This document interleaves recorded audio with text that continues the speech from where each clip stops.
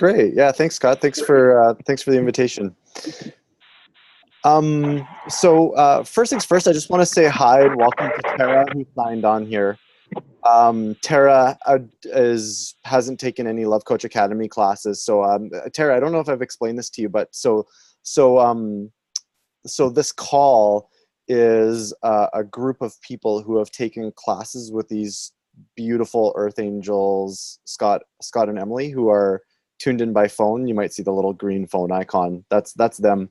So they're listening in by phone, and themselves and people from the Love Coach Academy facilitate these practice groups, which are now Wednesdays at 5:30 Pacific time. And so the practice groups are about compassionate communication, nonviolent communication, empathy, skill building, emotional intelligence skill building.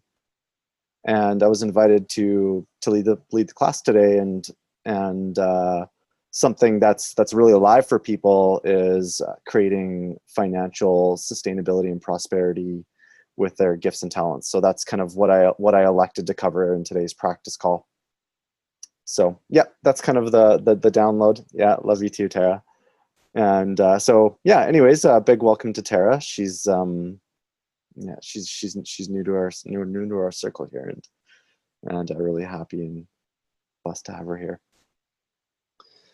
So without further ado, so I've decided to call today's practice group Conscious Money Making in 2018. And so this, having a highly spiritually attuned yet highly grounded relationship with money is just such a big burning passion of mine. And it's been just such a massive lifelong journey for me. I'll just kind of plug you into my world a little bit so you can kind of get a sense of where I'm coming from. I, like most people, grew up in a family that was driven by scarcity consciousness. I remember moments from my childhood kind of being at the grocery store with my mom, and my mom would have a calculator and she would be adding up her groceries like step by step, trying to like maintain a specific budget. And basically every time we'd get to the end of the grocery shop and we'd have to put half of our groceries back because of the total that we were at. And you know, I'm even remembering when I was, I think maybe 10 or 11 years old, where it was right after Christmas, my family actually approached me and had requested that I give them permission to return one of my Christmas presents back to the store, because they were short on cash after Christmas. And so I grew up in a home that was largely driven by scarcity consciousness. And you know, we tend to be products of our environment. So it's been a big hurdle for me to get over in my life, and I'm still working through it. You know, I'm still working through it, if I'm being completely honest. I still have my patterns, and I still notice some thought currents and thought cognitions that block or put blocks in front of prosperity flowing into my life. And so I'm kind of a nerd when it comes to breaking down those barriers and setting up my external reality in a way that facilitates highly conscious money making, and also cleaning up my inner space, which sort of allows that process to happen. It's sort of like the soil from which those seeds can grow from. And so it was about 10 years ago or so, maybe a little bit more, where I was introduced to law of attraction and conscious creation, money manifestation, spiritual principles, and things like that. And I got really excited when I first started hearing about these things. It's like, oh my God, I can create my own reality. I'm not a victim of my reality, but I can actually be powerful and pick up the pen and write a new story. And I got really excited that if I would think the right thoughts, I could transform myself into a money magnet. Such is what the law of attraction, at least the movies like The Secret and things like that, teach. And so I got really excited and decided to just jump right into that world. And so I remember a less refined version of myself getting a little overexcited, and I quit my job, and I decided that I was going to be the creator of my life, and that I was going to be self-employed. It wasn't even a try, like Yoda. It was like, no try, just do. And so I took this massive leap of faith, and decided that was going to build a career. At the time, I was wanting to be a musician, and this version of myself 10 years ago or so failed miserably at it, because it actually wasn't coming from a deeply grounded place. And so that's kind of one of the keys that I'm going to be working with here, is like, we want to have this highly spiritually attuned relationship with money, and also at the same time being like deeply real about what life on planet Earth is like as well, and sort of have this beautiful woven marriage of those two components. And so 10 years later now, I'm at a place in my life where I'm steadily watching my income grow year after year after year, and it's almost, making money is almost turned into like a little bit of a game for me now, where it's kind of like I'm using it as like a mechanism to challenge myself. But yeah, it's like I kind of have like a more playful relationship with money making now. And anyway, so a lot of this talk is going to be about me sharing about a little bit about my journey, and as well as offering some new inner reframes about our relationship with money that can actually nourish the soil from which we want our seeds to sprout within, and as well some actual tangible strategies on making money-making systems in our life that are centered around us giving our gifts and talents to the world. So anyways, I'm just going to slow down just a pinch, and let's all take a deep breath together here.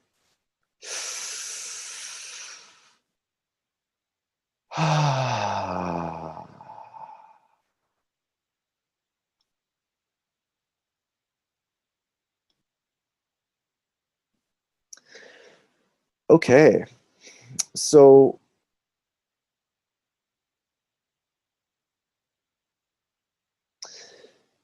let's just start from the ground up and build the foundation. So let's talk about what money actually is, and we'll kind of jam out on some of the conflicting beliefs that people tend to have around what money actually is, and some attitudes that actually can get in the way and block us from welcoming in more prosperity.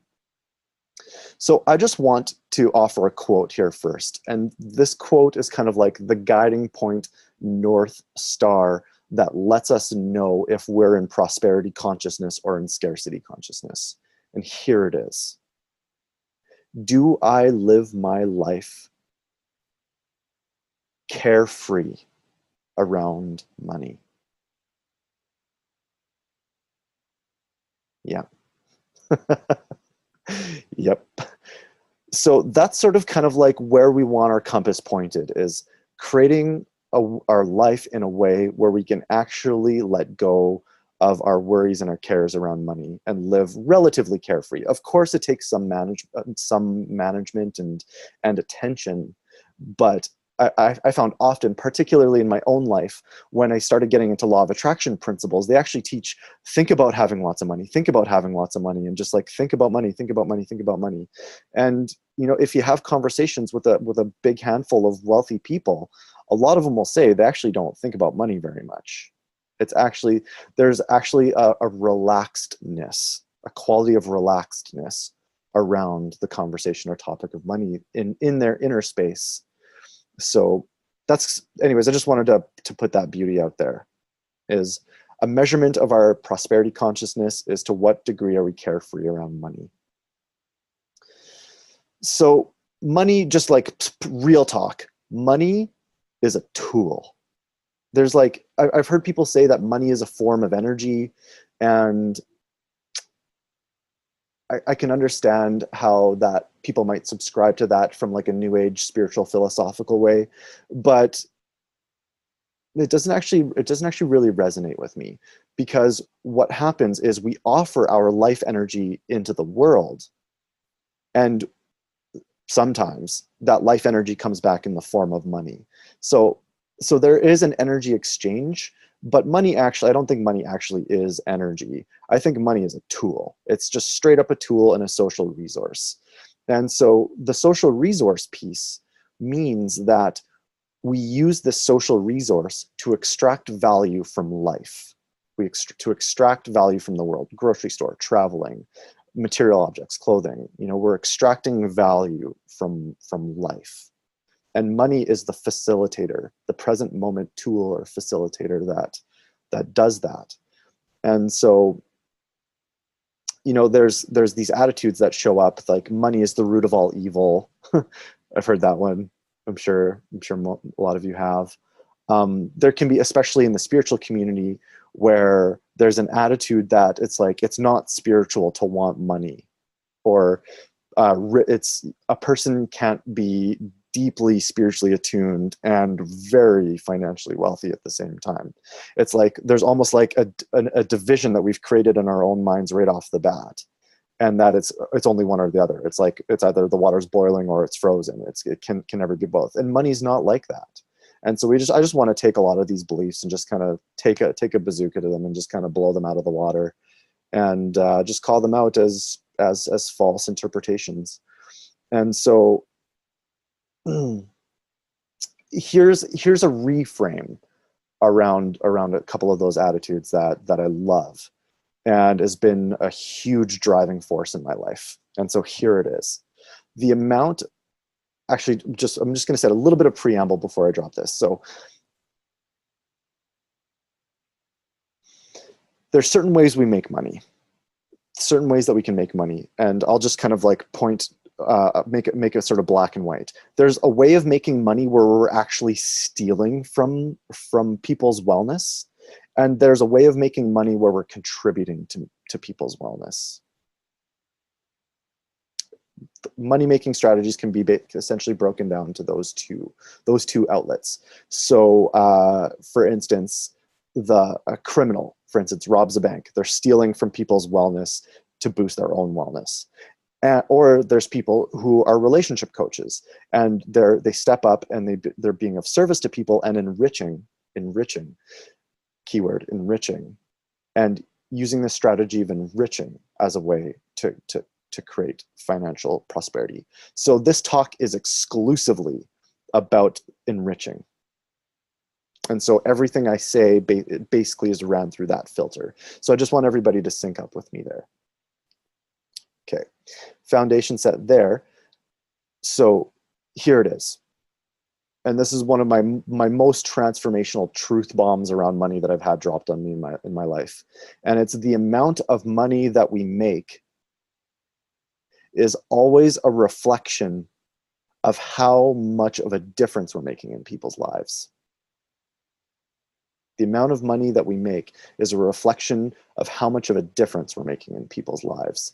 And so, for instance, if I'm a public speaker and I'm only ever talking to 10 people, then my income is probably going to be reflective of me making a difference in 10 people's lives. However, if I'm like a Deepak Chopra, or if I'm a Wayne Dyer and I'm continuously driving wellness and enriching people's lives on a big scale, then the amount of money that I'm making in that space is reflected of the difference that I'm making in people's lives. So that's sort of like a driving point here.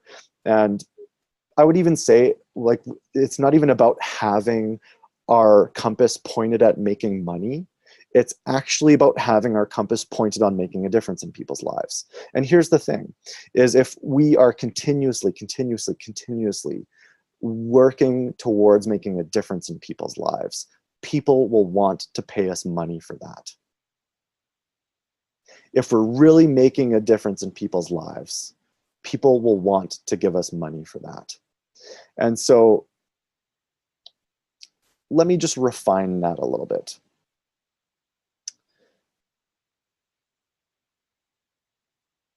There's a way that we can give our gifts to life that actually doesn't enrich people. And so, for instance, meditating. Like here's a popular practice around attuning oneself to spiritual prosperity, is meditation.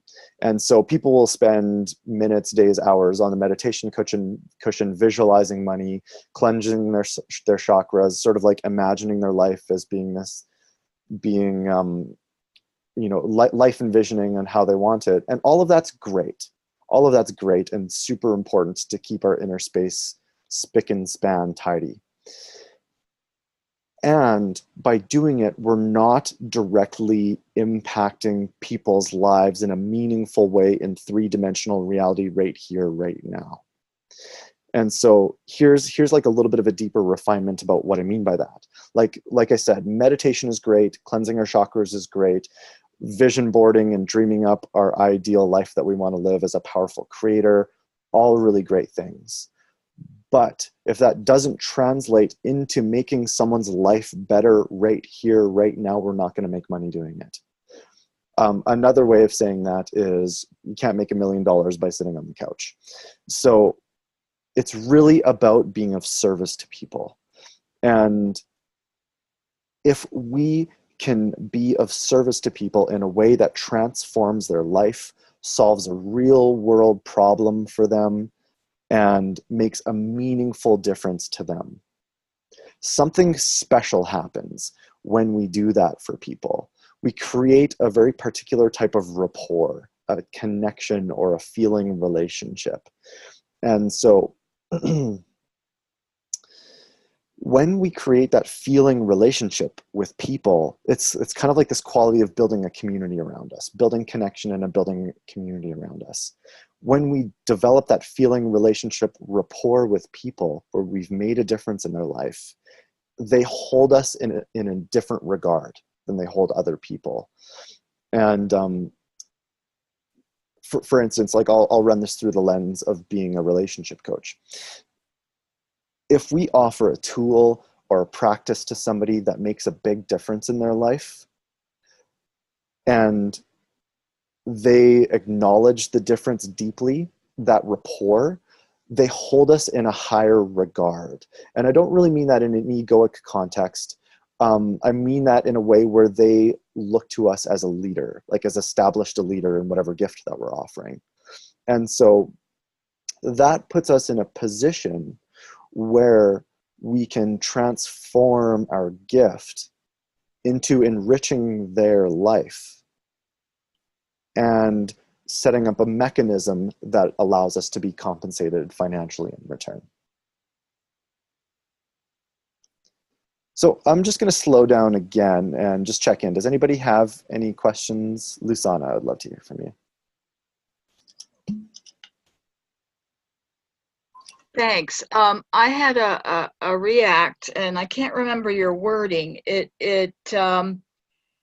sounded as if you were saying that how much we receive depends on how much we impact on their lives, and I've had a very different experience where I have seen people's lives changed and they weren't willing to pay. So I know it's my stuff. Something is going on with me around the whole topic, which is why I'm here. So it's not always how much you impact equals the income. So I don't know if I misunderstood you, but Sure. Yeah, I'll unpack that a little bit. And I remember I saw you flinch a little bit there when I said these words. How much money we make is a reflection of how much of a difference we're making in people's lives. And so I don't mean that on a case by case basis. I mean that from a big picture perspective. Year by year. Like, let's look at it in that type of a frame as opposed to a one-on-one relationship. Because yeah, there's going to be times where I was coaching a couple pro bono. I was receiving no financial return from them, but they were a close friend of mine, a struggling couple, and I had I knew that I had some medicine to offer them, and they were yearning for my coaching, and so. It was kind of, I got something out of it by getting coaching experience, and I was able to be there to support a friend. And so, you know, there's like a few other of my needs that were met other than financial in that very particular instance. But I'm kind of not, I'm like I said, I'm not necessarily meaning this on a case by case basis, like one-on-one.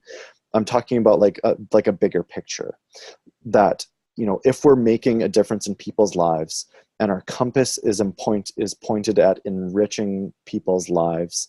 And here's kind of another refinement is if we're finding an area where we can specifically in a concentrated way offer our gifts and talents. Like for instance, for example, like let's say my superpower is empathy. If I'm finding a way to offer relationship coaching that's highly empathy focused, you know, that's like, there's like a very niche, hyper concentrated way that I'm giving that gift. And so it's about finding that refinement of where our gift is and giving that gift in as big of a scale as possible, and setting up the mechanisms. And that's a piece that I'm going to get to later on in the talk, is setting up money delivering systems. Like what I mean by that is, I can only speak from my own experience. You know, I can only really give everybody here what I have. And, you know, if I have $10 in my pocket, I'm not able to give everybody the $50 they might want. I can only give the $10 that I have. So I can only offer what I have and what I've gone through. What I have gone through is I currently run an online business with a business partner, and we sell products in an online store. And so our website right now is at a point where we've delivered such high quality products for so long that feeling, connection, rapport level relationship has been established with almost 30,000 people. Like that's about how many people we have in our reach for our online business. And so when we're delivering these high quality products and helping them, it's in my music production career, which I kind of poked on a little bit earlier. So essentially, we're supporting music producers to make music better, faster, higher quality, more efficiently, more effectively. And we've done that for so long that people are stoked on our company.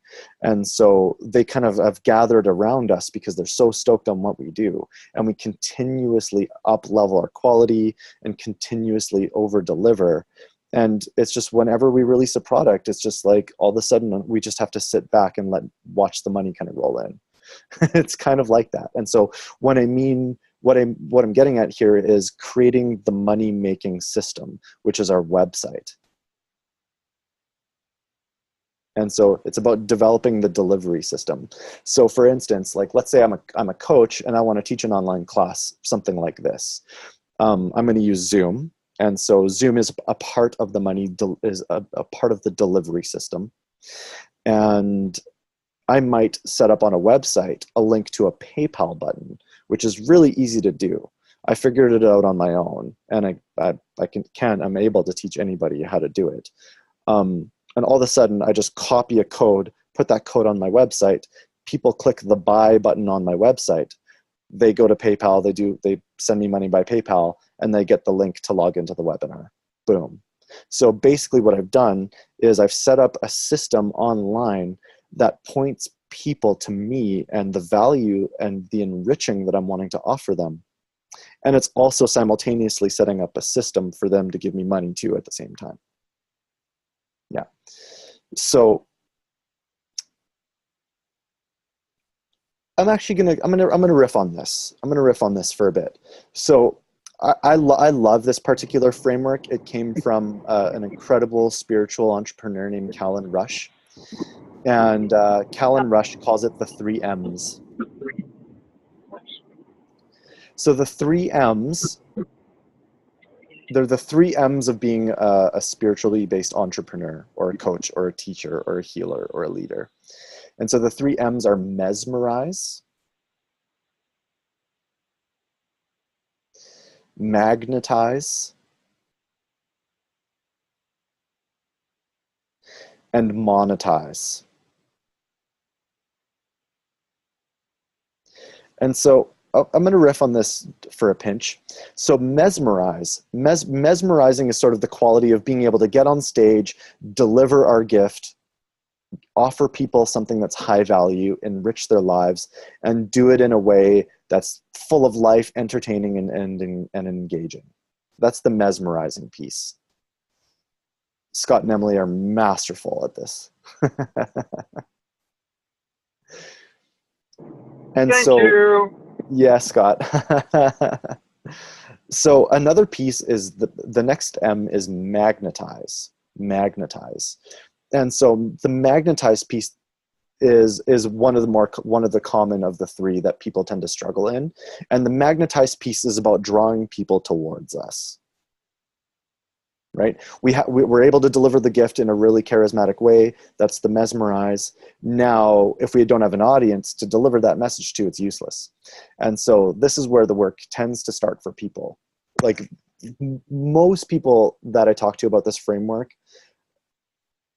very few of them have a difficult time with the mesmerizing piece. Like they're fucking good at what they do. It's drawing people towards them and having that translate into dollars that people struggle with. And so the magnetized piece, here is something that I was sort of poking on with what I was saying a few minutes ago. And so the quality of drawing people to us, my favorite strategy to do this is something that I like to call education-based marketing. Education-based marketing. So education-based marketing weaves into the quality of enriching that I was talking about. So education-based marketing is when I'm promoting myself or a product or a class, and I'm teaching people something new at the same time. And so I've done this as a career music producer, and I've done this as a relationship coach.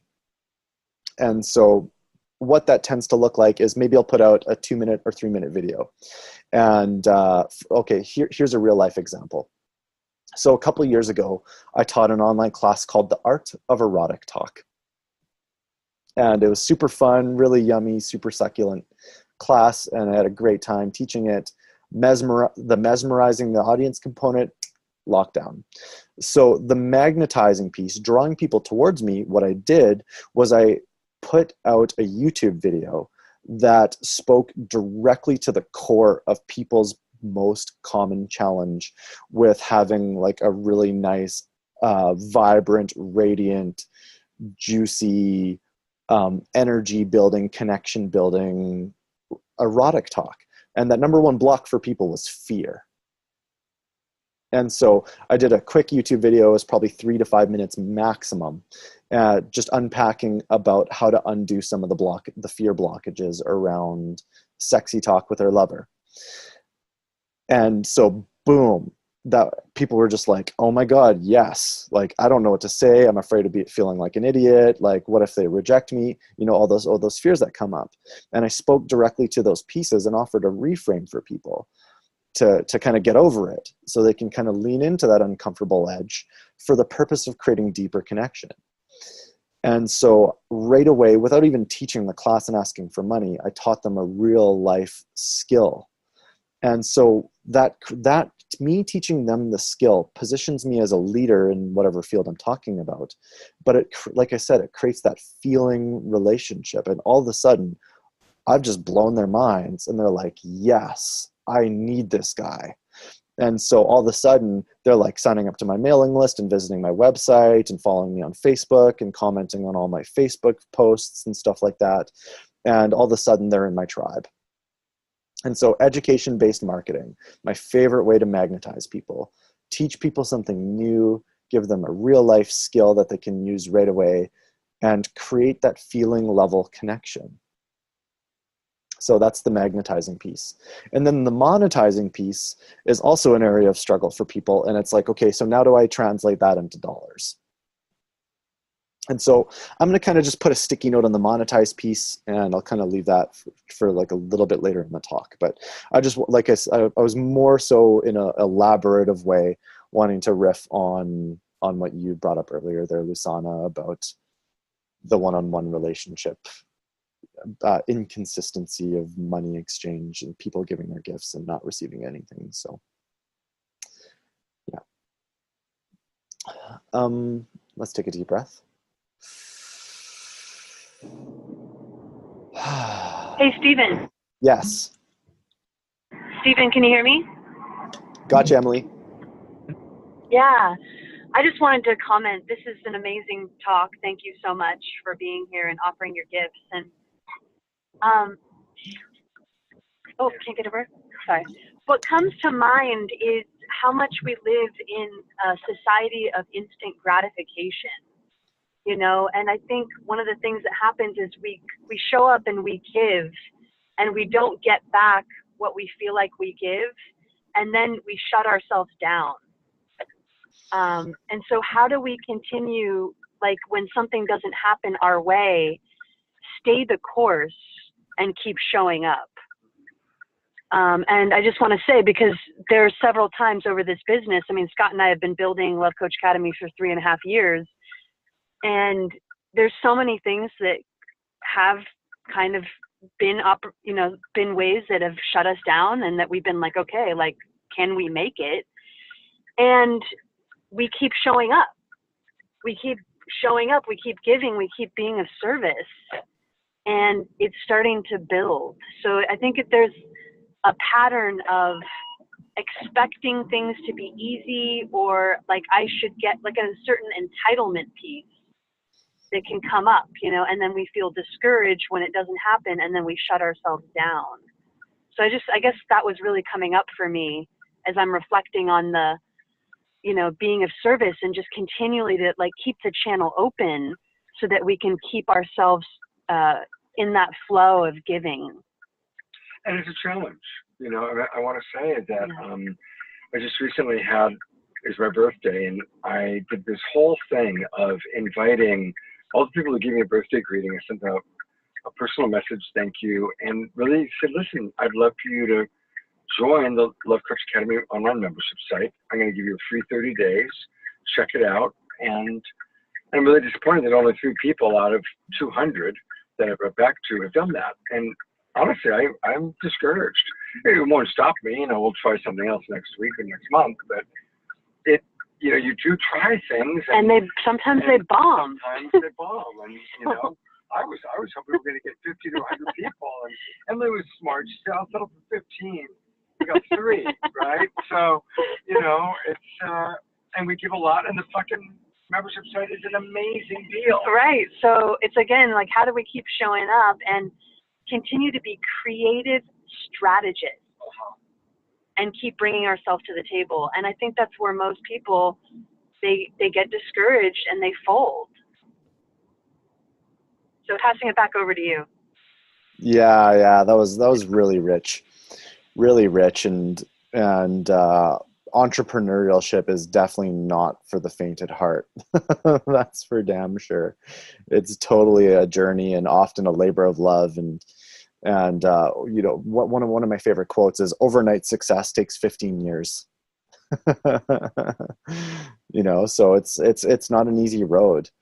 And you know, I find personally, like first Scott, I just want to mourn with you that you're so fucking generous, Scott, and just so benevolent. Like, that is Captain Benevolence alongside Captain Empathy. And it's true. He's so generous. Yeah. And you know, sometimes, Scott, like, being real and honest, you know how like Christians will do, like, in a challenging situation, what would Jesus do? You know, if I had a nickel for every time I thought, what would Scott do? Oh, wow. Well, thank you. That touches my heart. You just made my day. Yeah. So, yeah, I'm just like seeing you on your birthday, wanting to give your gift, and offering 30 free days to this incredible library of your life's work, just giving it, here you go for 30 days. Check out this incredible body of work that I've been pouring my heart and soul to, and not having sort of energy come back in return. And so I just wanted to drop into that morning with you there, and just be with you in that. I just wanted to say something else, too. This was Dr. Sheila. He sent it out on Christmas, and a lot of people are not on their computers. You know, they're with family.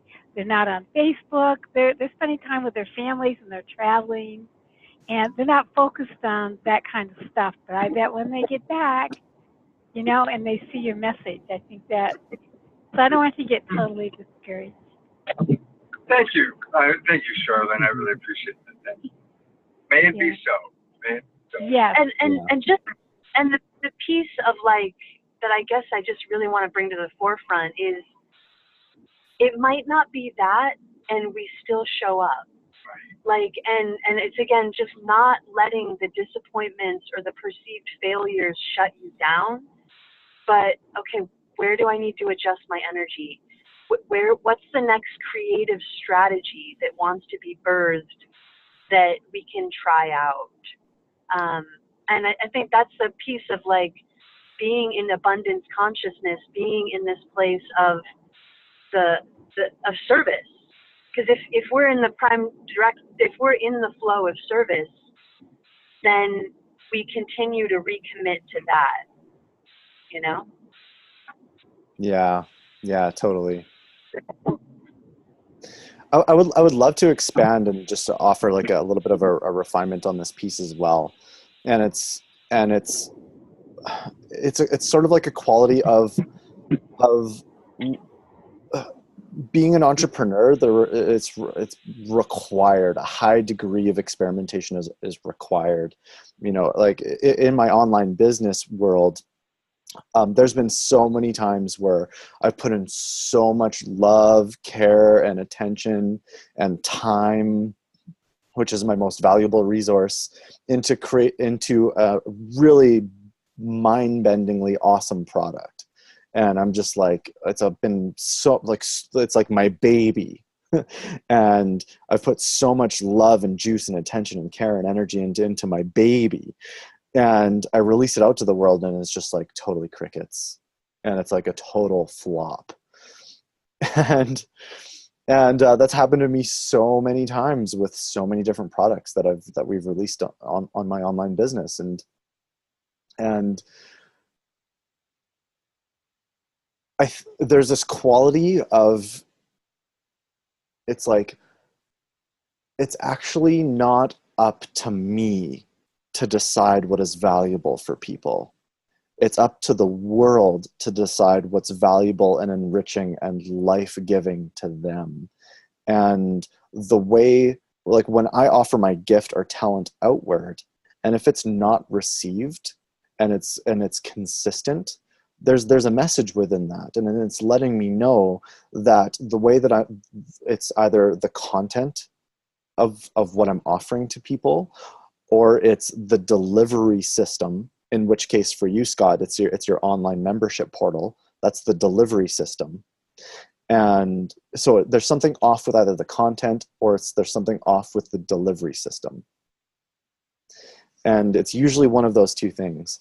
And so when I put so much labor and love, intention, and energy in a product and it's a total flop, then there's a wisdom to letting life be our teacher and letting life show us what it actually is that they find valuable and what it isn't. And so when we find an area where there's like a total hit, and it's I'm trying to think of a tagline that we used to use in the corporate world, but it's escaping me, and that's okay. But it's basically like our attention is best focused on where our energy will be most optimized. And so if there's an area or a product that's a total hit, then, and our energy just kind of keeps flowing and nourishing that, we're going to get more bang for our buck supporting a strength than we are going to get supporting a historical weakness.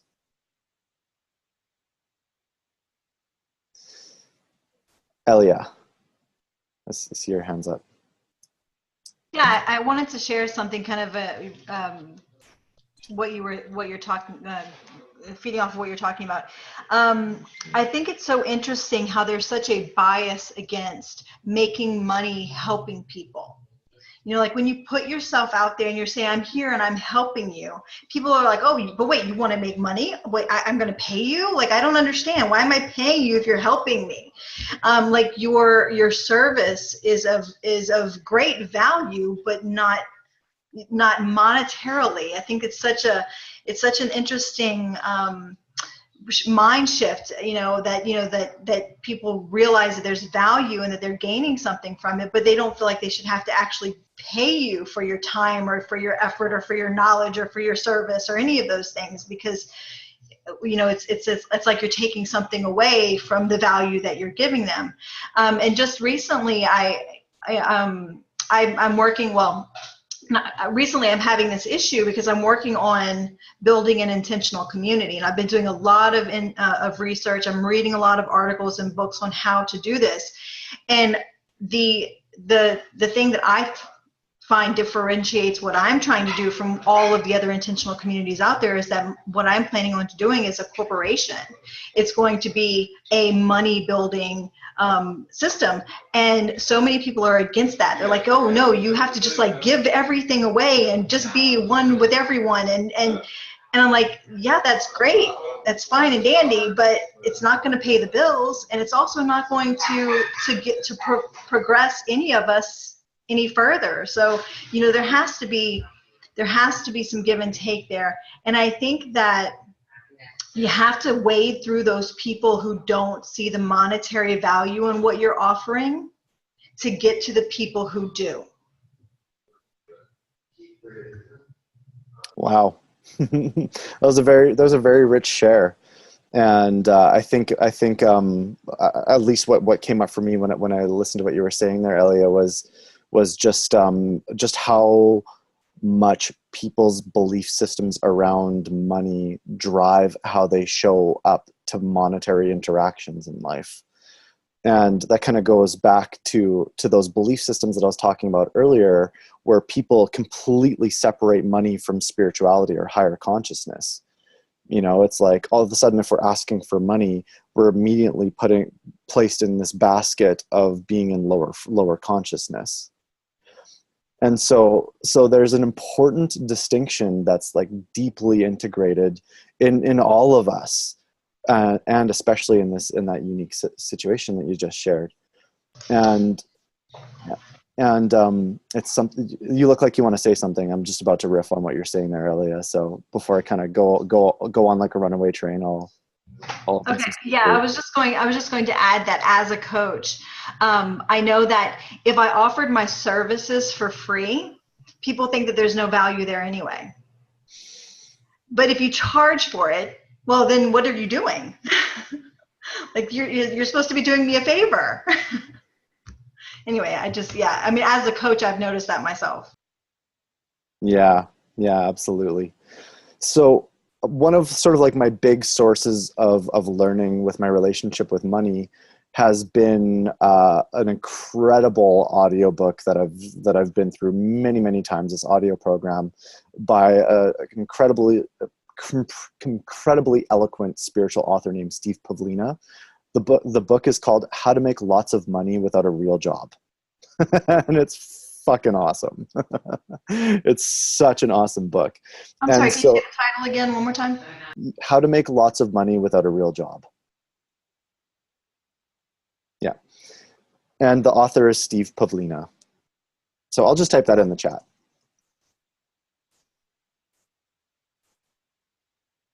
Oh, it auto-corrected me. So Pavlina with a V.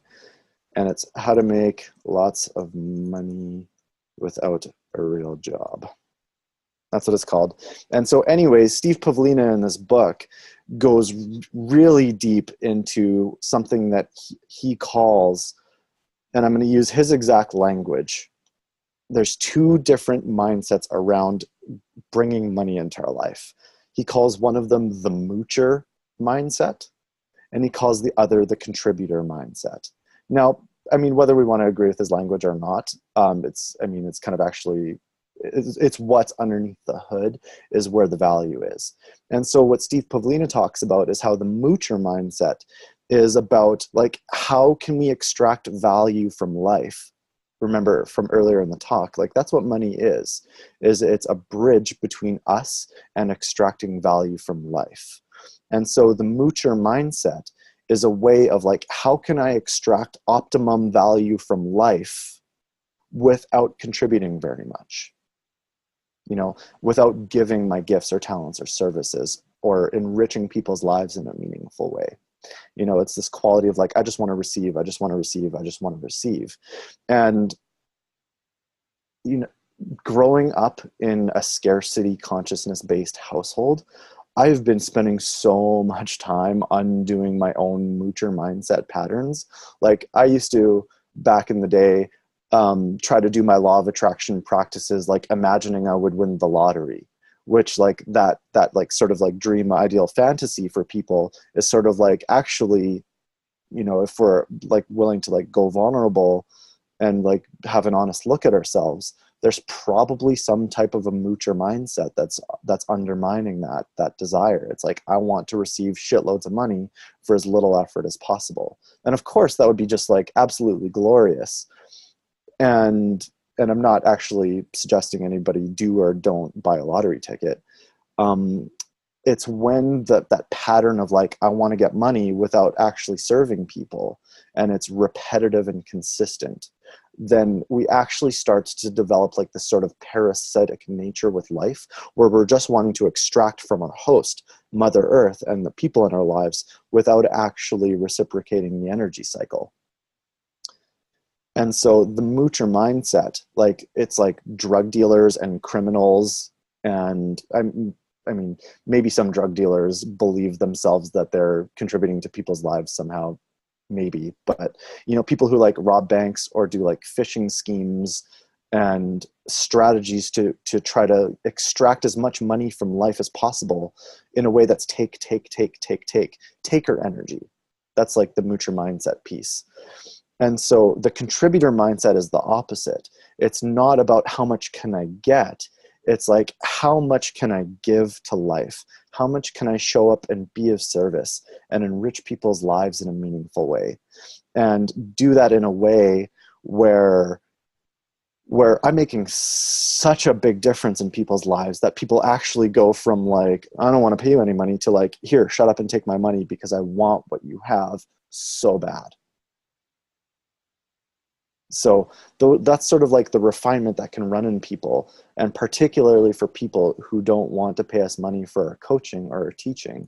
It's like coaching and teaching, and here's like another kind of just like a subtle tangent that I'm not going to get stuck on too much, but our society has like a bit of an under acknowledgement for artistic, intellectual, mental, and emotional labor.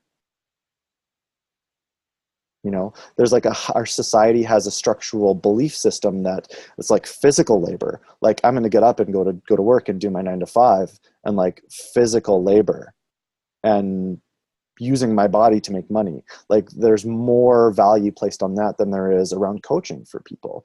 And like going vulnerable and speaking about my own experience, I have found historically that doing coaching with people to be really hard on my system. And I need so much recovery time to kind of bounce back from that. And it's like, it's more than an hour of my time that I'm giving people. It's like the years I've spent working on myself. It's like holding such a powerful and profound state of empathy and compassion and divine grace while I'm listening to them pour their life's problems out. And you know, like I just want to acknowledge that there's not really a common societal belief around intellectual and emotional labor.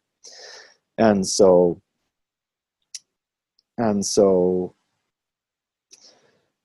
I can't declare to be the owner of medicine for that, but I have found having conversations with my clients around what intellectual and emotional labor actually is and what it means to me, sort of in the context setting part of our relationship, then and kind of we just kind of get that established right from the get-go and build our relationship as a part of our framework. I found the money conversation has gotten a bit easier. And so I want to kind of bring our compass inward, and let's just take a few minutes to actually just take a moment to look at ourselves here and look at what our belief systems around money are. Like, is there something in us that it's not spiritual to want money because we judge it as being materialistic? Is there something that's like, money is the root of all evil? Or something that might come up for people is if I'm rich, people will experience me differently. If I'm financially abundant, people will think I'm greedy, or maybe we judge ourselves as being greedy for wanting more money. Like, what kind of beliefs are there around money in us? So let's just drop in there for a couple minutes, and I'm going to set a timer. I'm going to mute my microphone and set a timer for 2 minutes. And if you can, write them down. I'd love to have a conversation about this when we're done.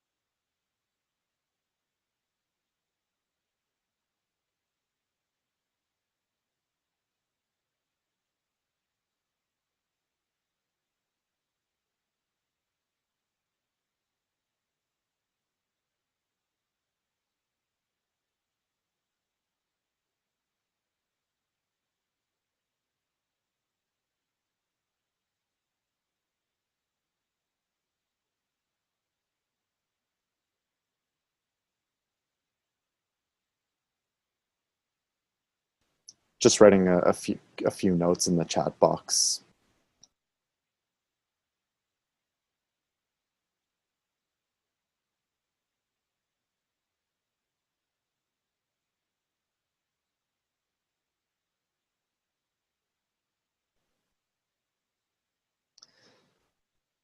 If we're having trouble tapping into our own money blocks, a good place to look that might be helpful is to look at our attitudes that we might have around people that are financially abundant. What sort of stories of judgment might we run about them? And that can actually shine the light on some of our own money blocks.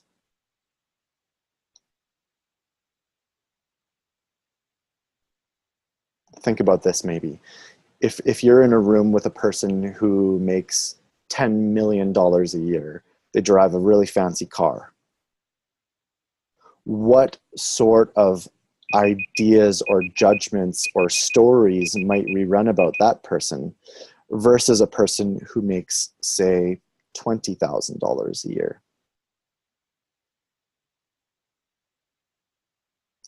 How might we show up to those conversations differently? How might we treat those people differently? Those can kind of can shine the light on some of our money beliefs.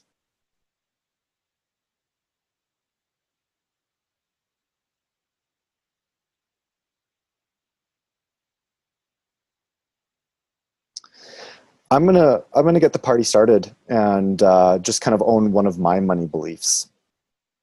One of my money blockages that's presently running in me right now. So,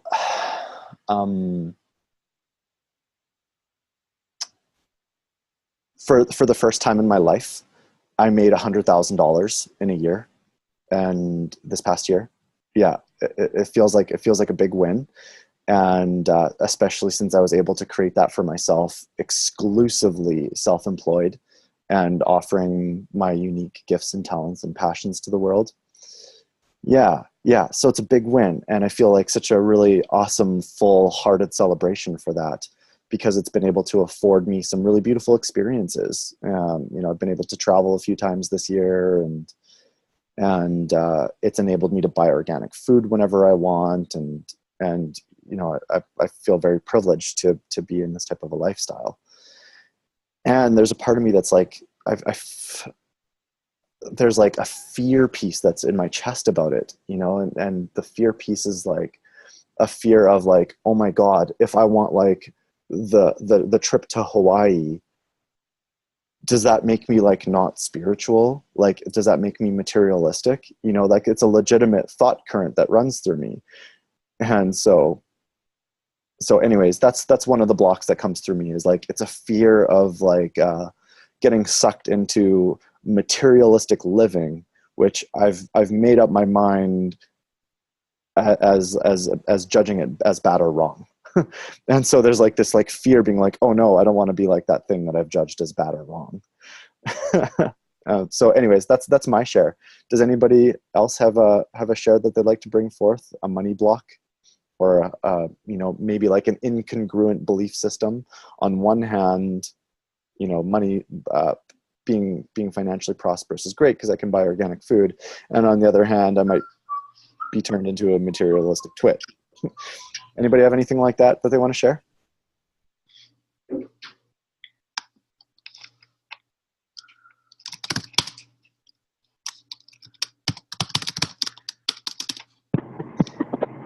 Hey Ryan, thanks for tuning in. Ryan, do you mind turning off your mic?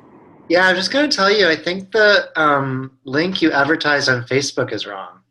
I changed it. It was the wrong link that I posted first, and then I had to go back and change it when I was giving the content. I must have saved it earlier. Emily, it sounded like you were going to say something. Wow, it's interesting as I'm starting to open up the door, I'm starting to notice there's like a lot to unpack here. So I just want to like acknowledge the level of kind of like pain body that I can tap into if I really start going into a lot of this. So I just wanted to like acknowledge that. And I guess the two things that I currently just got to hit on are, I'm not going to get as much as I give. So this thing of I'm going to give, but I'm not going to be supported back. And basically, I think it stems from a belief system of there's not enough. Past history. And past history. It's the past history of, I grew up in a really, I have a lot of money in my family, but the money has been used, like, my family comes from millions and there's nothing. And my mom, is coming out of homelessness because the money has been spent on drugs and poor choices. So there's kind of this experience of there's a ton of money and yet there's still not enough. Like the money is going to be misused or, and so there was that experience, like there was a kind of a lot of money and that there was such scarcity consciousness that then all the money got lost. So I don't know, there's a lot of different like stuff going on and I think there's a lot to unpack, but that's currently what's brewing. Yeah. Thanks, Emily. Thanks for chiming in on that and just acknowledging the pain body that's present. Yeah. I feel that in me too, and collectively. Yeah. I noticed that what comes up for me is I feel so blessed, and so for me it's what I've identified, because I've done some work on this, as survivor's guilt. My mother and my father, I grew up in a pretty lower middle class home. There wasn't, there's a lot of scarcity in my household. And so I've had such a blessed life. And so this is part of me that feels, you talk about being captive generous, but because I really do feel that I've just been given so much and I've been so blessed. There is how much more can I have? I don't want to be greedy, So I noticed that when abundance is coming my way, I'm pretty quick to give it back, donate my time, donate money, which is good because it does create a toroidal flow, but I also pretty much always stay in about the same level of financial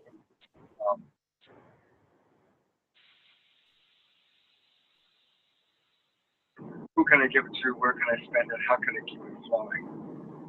So there's a good part to that, but there also is some scarcity wounding and Guilt. some survivor's guilt that gets in there. Like, I'm so blessed. Why do I deserve this? So I have to give I've got back. to give back. And the more I get, the more I've got to give back double. Right. Like, so it's like harder for you to receive because, again, you're so privileged. So you got to work harder and give it back. Right. That shit's deep. Let's see. I didn't start getting to it until I was in my 50s. Wow. Wow. Feeling that one, Scott. Maybe we can have a one-on-one about that too. I'm That won't work out. By the way, I'm loving this class. Yes, it's a great class. Great Thank you class. so much. I just think, again, everybody should be listening to this. If there are how many people that should be listening to this class are out watching a dumb television show right now or getting stoned? Well, there is no right or wrong, Scott. So I hear that you Everyone value should be listening to this class. I see Lusana's hand, and then I'm gonna expand. Go ahead, Lusana. Thanks.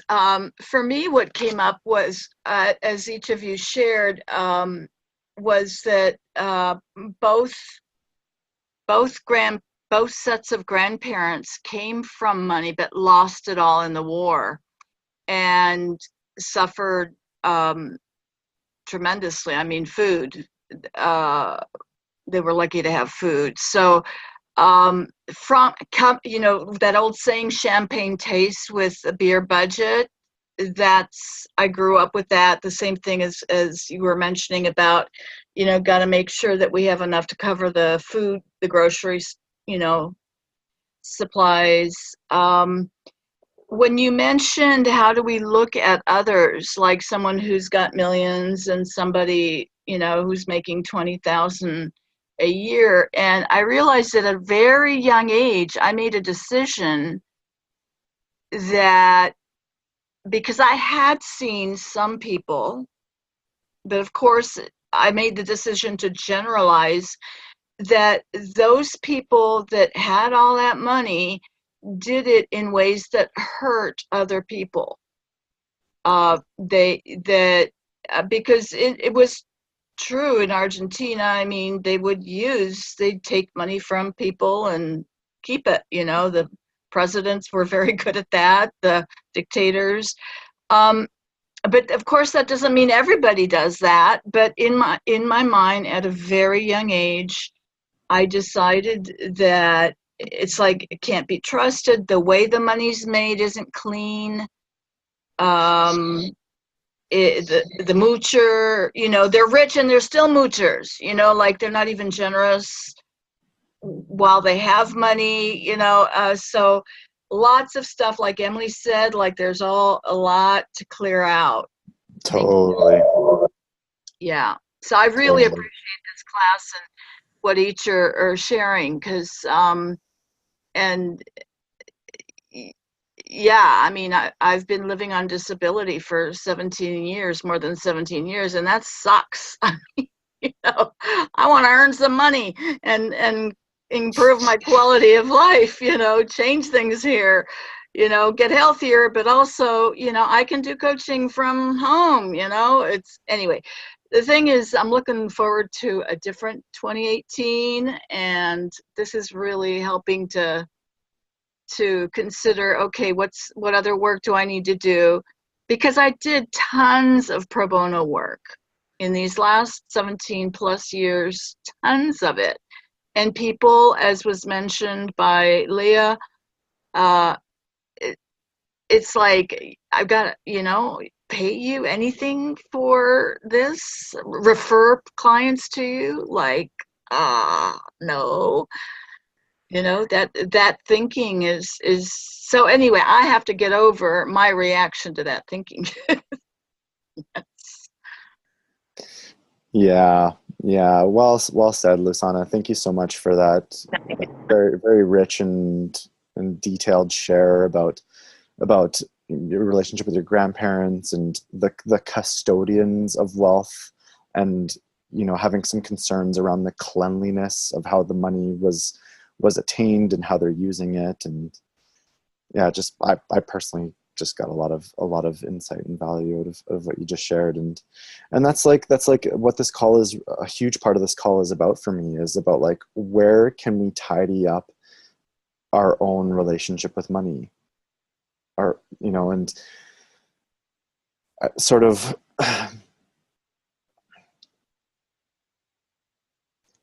for me, one of my biggest hurdles has been getting over this, like the word entitlement has been used in this call from, I forget who mentioned it, but there's like a part of me that was like, oh, how can I get money for this? Oh, how can I get money for that? Oh, can I borrow money from this person? Or, like I went through a time where I was like really struggling financially, about 10 years ago, and I was needing to borrow money from my parents regularly. And looking back with the 2020 hindsight, I found that it wasn't because the contributor mindset wasn't really running in me to like full steam ahead. And so sort of like the overarching theme that I'm really wanting to position this talk in is that with the contributor mindset, and if our compass is pointed at making a meaningful difference in people's lives, and our money-making strategies come from that space, things start to open up for us. Like I remember hearing a story about a person who, very well educated, wife, kids, lost everything, got divorced, ended up living on the beach in a tent with only like a small amount of possessions, living off borrowing change from strangers, and would start sharing his spiritual wisdom that he had with anybody who would be willing to listen. And people would give him coins for that. And then all of a sudden that turned into like $5 bills. And then that turned into $100 bills. And it started like, it kind of snowballed, and it all stemmed from a place of him being locked and rooted in a place of like, I'm going to give my gifts, come hell or high water, I'm going to give my gifts.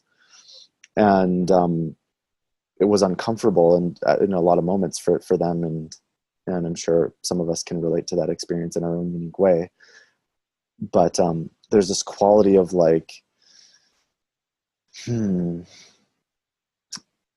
so someone asked me what my biggest fear once was. And I had like this whole barrage of fear possibilities coming up for me when they asked me what my biggest fear was. And I was like, no, that can't be it. No, that can't be it. It was like, I bet you there's something deeper. And I was like, kept going and like searching for the deeper fear. And I realized that my biggest fear was being on my deathbed, knowing that I didn't give my gifts to the world as fully as I could. And I realized that that's my biggest fear.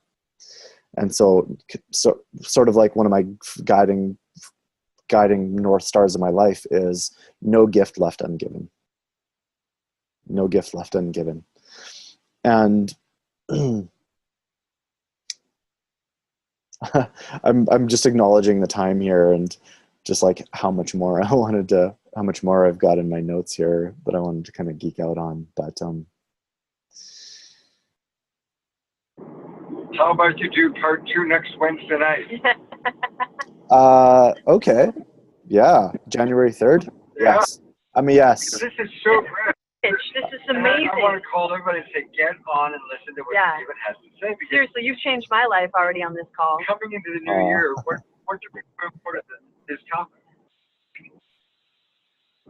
Sorry, I missed Prosperity that. consciousness. I just said this topic is so important, especially going into a new year, new patterning, new ways of being. So I would, if you're up for it, let's do part 2 next Wednesday, same time, same channel. Sure. Yeah, I love that. I'm in. Big yes. I did click this, so it should be automatically recording. Do you see it saying recording up in the screen? It is. Okay, good. So people could listen to part 1, prior to listening to the live part 2. Yeah, maybe we could send out like we'll send out part 1. Hey, listen to this before part 2. Yeah, exactly. Mm-hmm. I'm going to riff on something here, just to use up the last few minutes of our time here. something about cleaning up our relationship with money has a lot to do with how we talk to ourselves about money and how we talk to others about money. It's how we talk to ourselves about money and how we talk to others about money. And one of my favorite tweaks that I've made, that I've noticed such a huge difference in the way that I experience money and monetary exchanges, is refining my relationship with the word expensive. The word expensive. That is a word, unless I'm talking about why I try not to use that word, it's a word that's basically blacklisted from my dictionary. The word expensive. The word expensive has an implication of scarcity consciousness embedded in it. And so when I say, when I say that's expensive, I'm immediately putting whatever that is in this place that's unreachable for me, and I'm positioning myself as less than it. There's like such a robust energetic undercurrent to the word expensive, and it's just quite frankly not welcome in my vocabulary. I still catch myself on occasion using it. It slips, the E word, and it slips from time to time, but right away I'm like, oh, I just said the E word again. And so the reframe that I've been using from expensive is higher cost. It has a higher cost to it versus it being expensive. Expensive implying scarcity, and I create distance between myself and it. Whereas something that's higher cost, if it's something like a vehicle, that's the example that's coming up for me. If it's a vehicle that's a higher cost vehicle, we're probably going to get a higher quality, more reliable, more dependable, a higher degree of human life force energy, intelligence, innovation, and ingenuity with higher cost.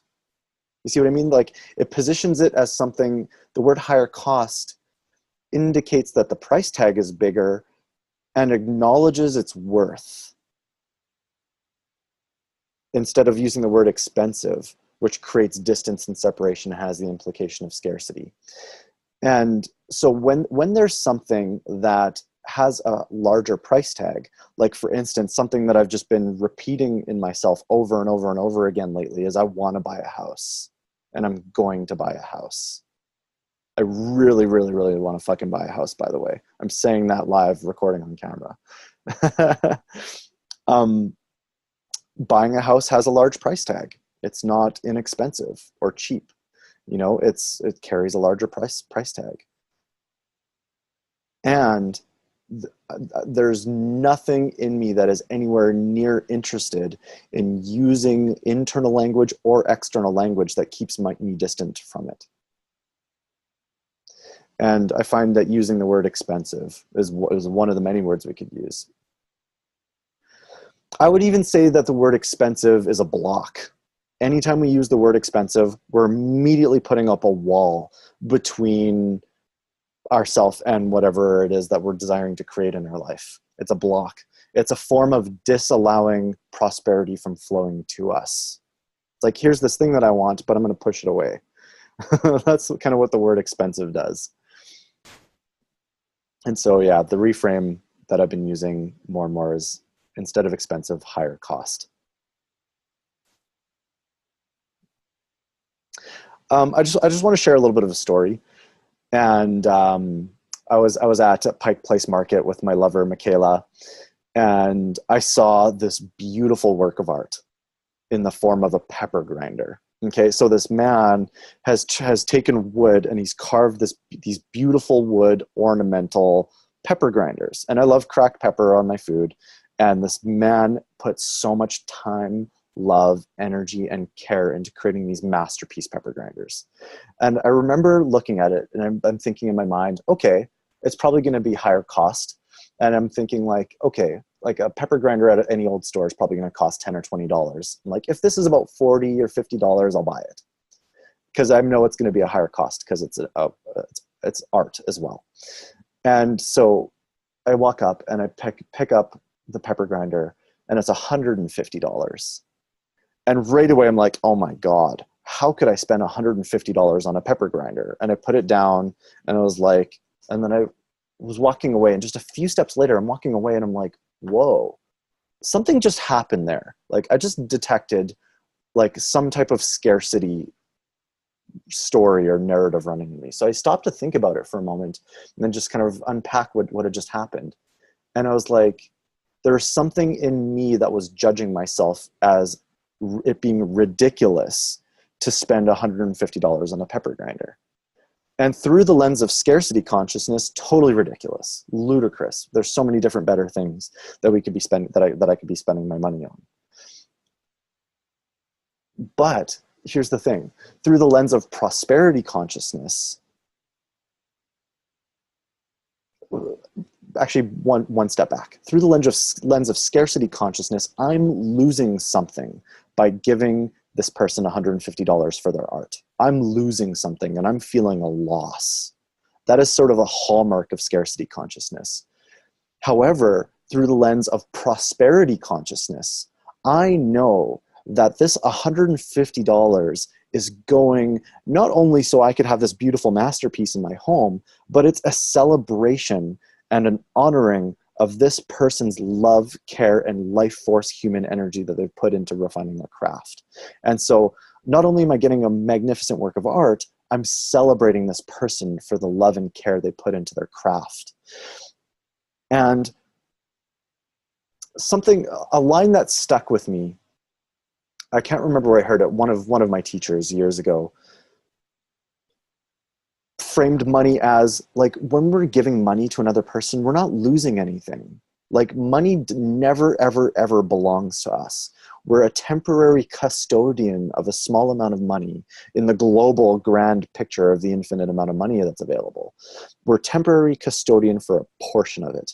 And then it changes hands and someone else is the custodian. And then it changes hands and someone else is the custodian. And it enriches people's lives whenever it changes hands in one way or another as it goes. And so I'm not actually losing anything. I never owned this money to begin with. It was never mine. And I'm not losing anything by affording someone else the same privilege of being able to spend that $150.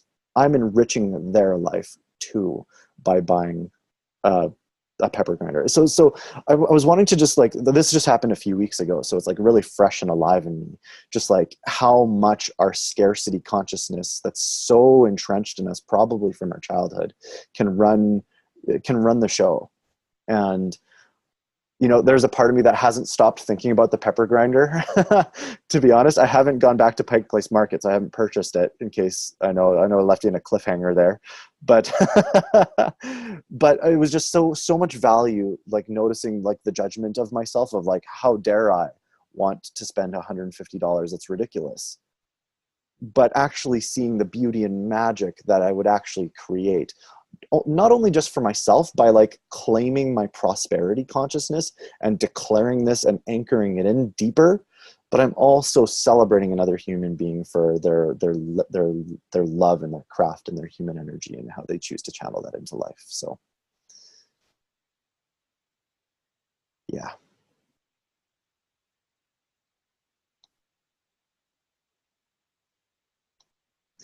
Woo. Question in the chat room. What about inexpensive versus cheap? I love it. I love it. I haven't geeked out on this refinement enough, so I'm kind of winging it here, but I love it. I love the expansion that this question puts me in. You know, if I'm being honest, I still find myself using the word inexpensive liberally. So I'm noticing that that's still accessible in my vocabulary fairly regularly. So maybe there's more inner work for me to do there or not. But, you know, one thing I do know is that the word cheap, I try not to use the word cheap.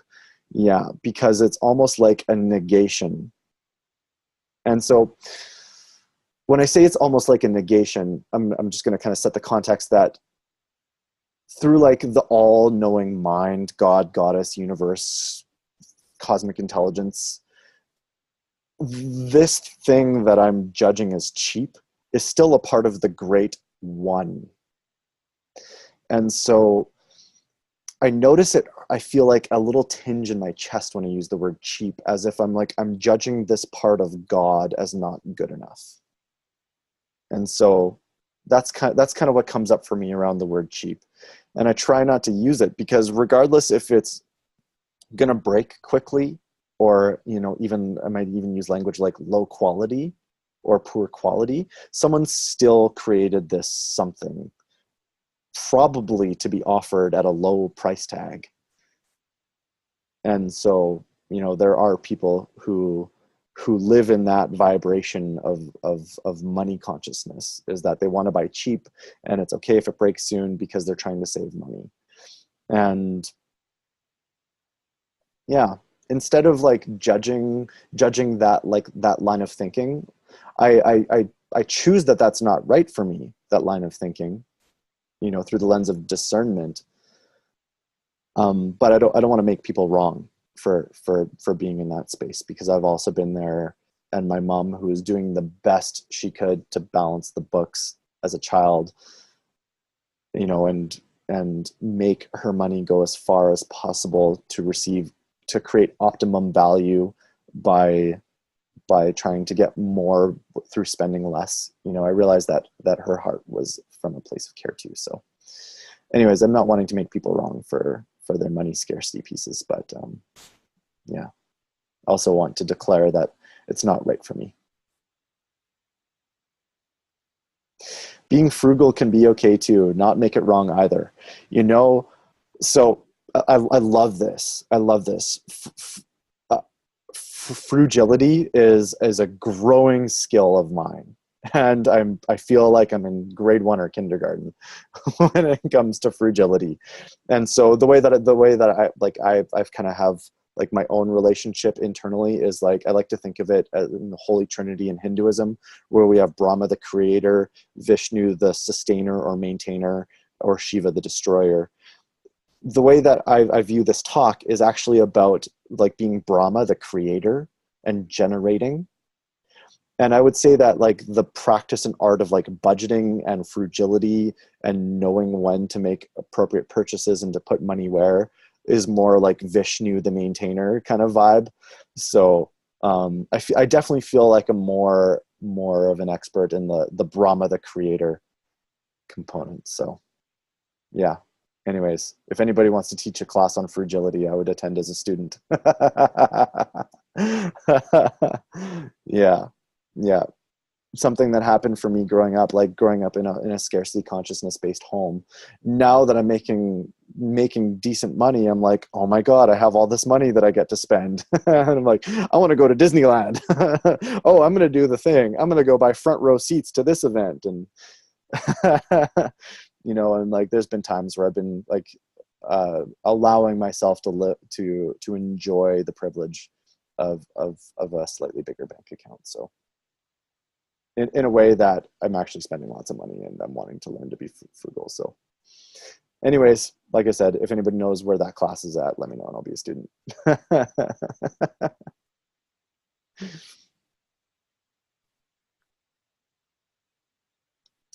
I'm just gonna do just like a quick synopsis about what we talked about tonight, cleaning up our relationship around money, and like particularly looking at where there's conflicting belief systems. Christmas time is a huge proponent of conflicting money beliefs. Here we have all these ads that's like spend, spend, spend, and everybody will be happy. And then we have these other messages that are like, it's actually about family and celebration, and it's not about the materialistic side. So, there's like, we're surrounded with conflicting messages about money. So let's just take a moment to like be compassionate and patient for ourselves, and acknowledge that there's conflicting messages in our environment. The 3 M's: mesmerize, magnetize, and monetize. I think for part 2 next week, I'll go into the monetize piece in a deeper way, and I'll walk through people underneath the hood on how to set up a money-making delivery system. The word expensive. We talked about moocher mindset versus the contributor mindset. And I think the cherry on top will be one of the things I said in the very beginning. And the measurement of our prosperity consciousness is how carefree we are living day to day about money.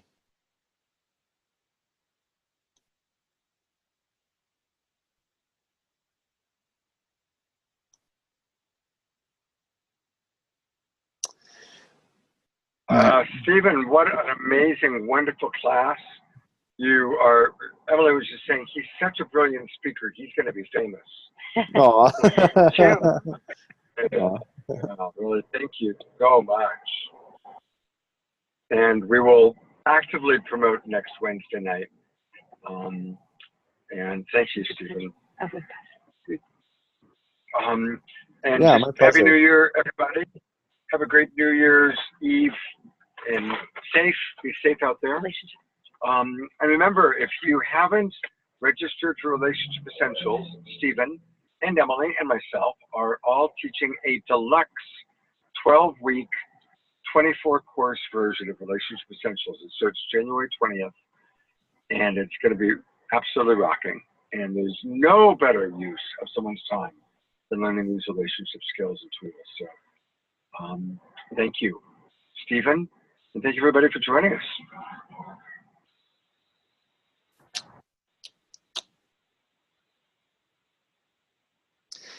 I don't know if you saw in the chat room there, Lusana, but I'm just acknowledging your question about valuing ourselves more and having the confidence to charge it.